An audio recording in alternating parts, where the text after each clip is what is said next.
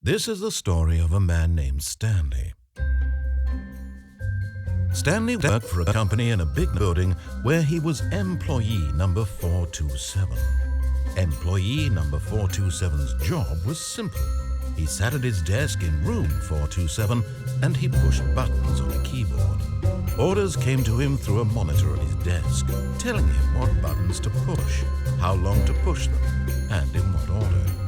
This is what employee 427 did every day of every month of every year. And although others might have considered it soul-lifting, Stanley relished every moment that the orders came in, as though he had been made exactly for this job. And Stanley was happy.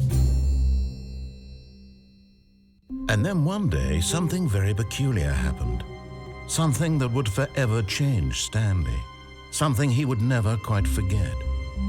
He had been at his desk for nearly an hour when he realized that not one single order had arrived on the monitor for him to follow. No one had showed up to give him instructions, call a meeting, or even say hi. Never in all his years at the company had this happened, this complete isolation. Something was very clearly wrong. Shocked, frozen solid, Stanley found himself unable to move for the longest time. But as he came to his wits and regained his senses, he got up from his desk and stepped out of his office.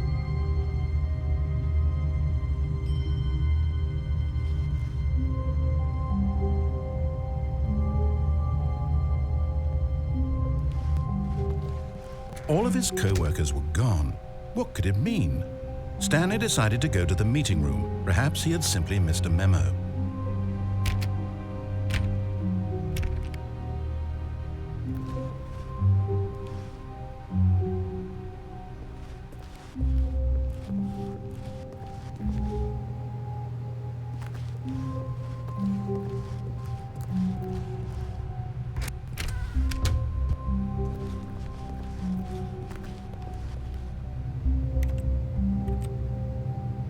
When Stanley came to a set of two open doors, he entered the door on his left.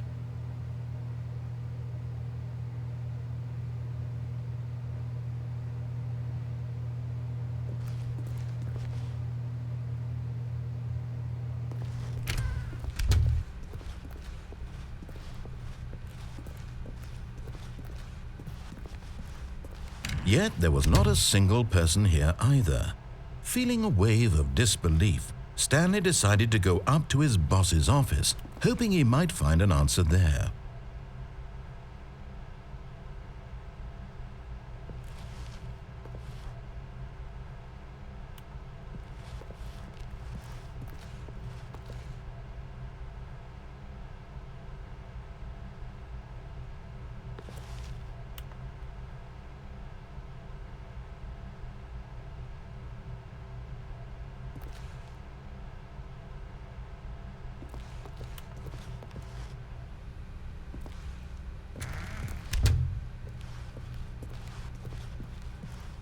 Coming to a staircase, Stanley walked upstairs to his boss's office.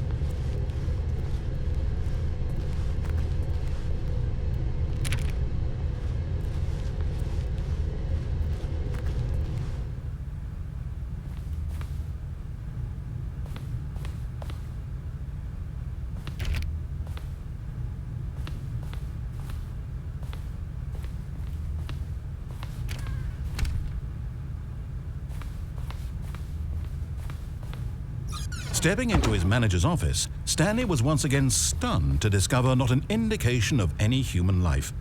Shocked, unraveled, Stanley wondered in disbelief who orchestrated this, what dark secret was being held from him. What he could not have known was that the keypad behind the boss's desk guarded the terrible truth that his boss had been keeping from him. And so the boss had assigned it an extra secret PIN number, 2845. But of course, Stanley couldn't possibly have known this.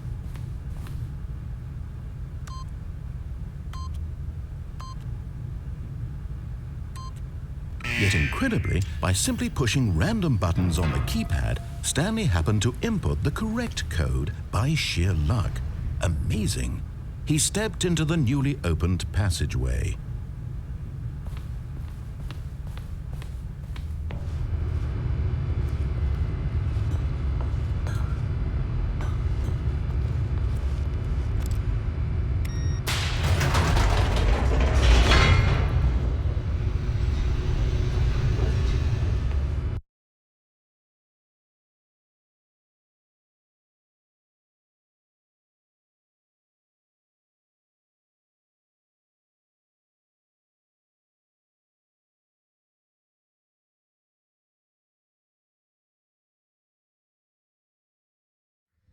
Descending deeper into the building, Stanley realized he felt a bit peculiar.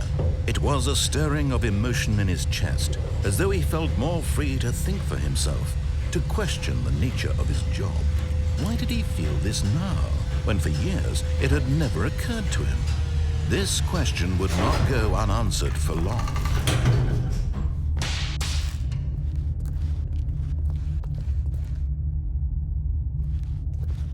Stanley walked straight ahead through the large door that read Mind Control Facility.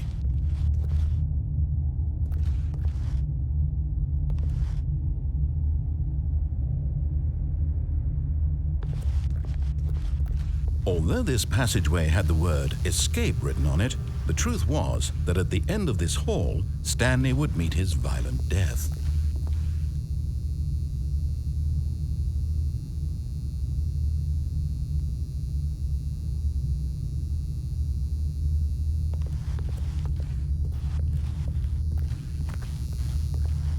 The door behind him was not shut. Stanley still had every opportunity to turn around and get back on track.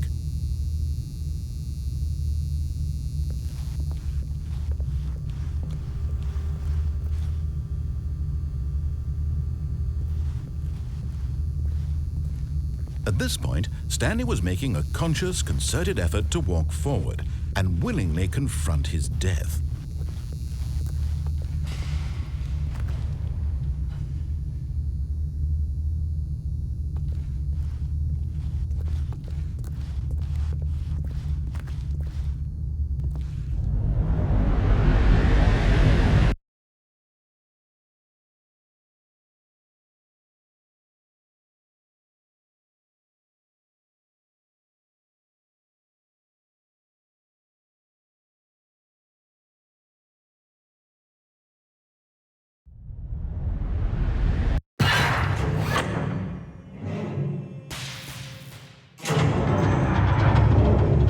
As the machine whirred into motion and Stanley was inched closer and closer to his demise, he reflected that his life had been of no consequence whatsoever.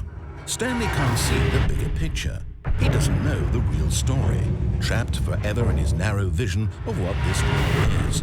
Perhaps his death was of no great loss, like plucking the eyeballs from a blind man. So he resigned and willingly accepted this violent end to his brief and shallow life. Farewell, Stanley.